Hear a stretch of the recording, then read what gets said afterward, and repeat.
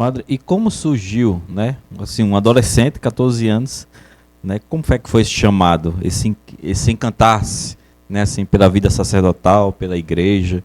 Como é que surgiu? Pois Foi é, eu acho. coroinha. Não Às fui vezes coroinha, acredita? Não fui. Os colegas meus da minha cidade que eram coroinhas, todos eram coroinhas. Mas eu não era coroinha. Por quê?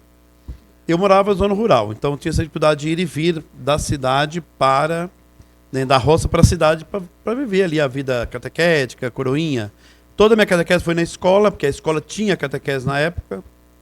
E eu não fui para o seminário por causa do coroinha, mas eu me encantava com a igreja. Eu gostava da igreja, né?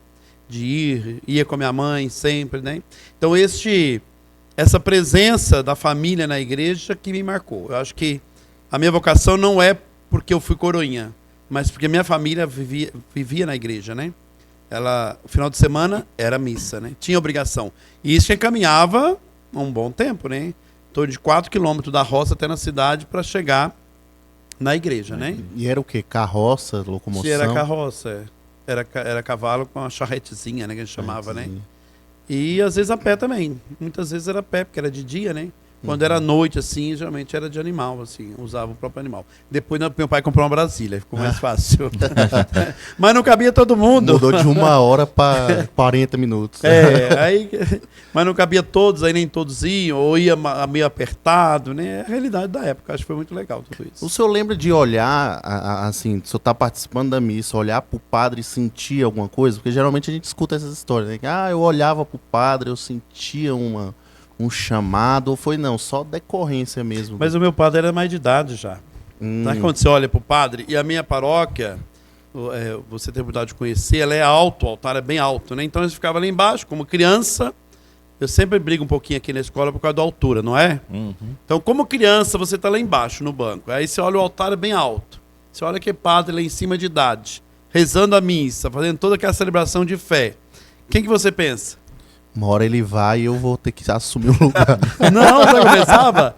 Parece Deus rezando, né? Porque é idoso, lá em cima, alto.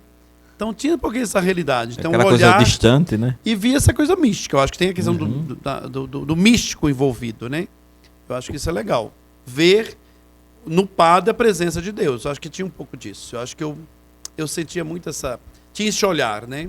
E o padre Alfredo, né, hoje já é falecido, ele tinha um carinho muito grande por crianças, né?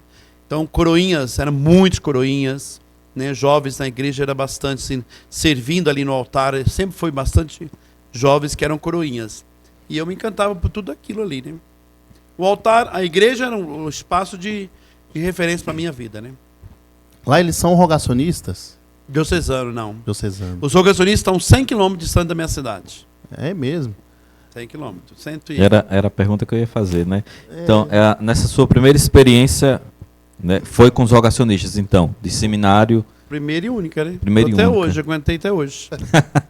36 anos. Mas só vai ter que falar como é que o senhor casamento que deu esses certo. rogacionistas. Não, na verdade, então, me encontraram, né? Ah, tá. Porque era costume os padres saírem para missões nas comunidades, né? Então, tinha uma época o padre lá do seminário saía, celebrava missa na comunidade, na outra, visitava escolas, visitava, né, os lugares que tinham jovens, e foi um encontro desse que nós nos encontramos. Ele convidou um grupo de jovens para ir lá conhecer o seminário, e aí comecei esse namoro, né, de seminário, saí da minha casa, ia para o seminário, logo depois eu entrei.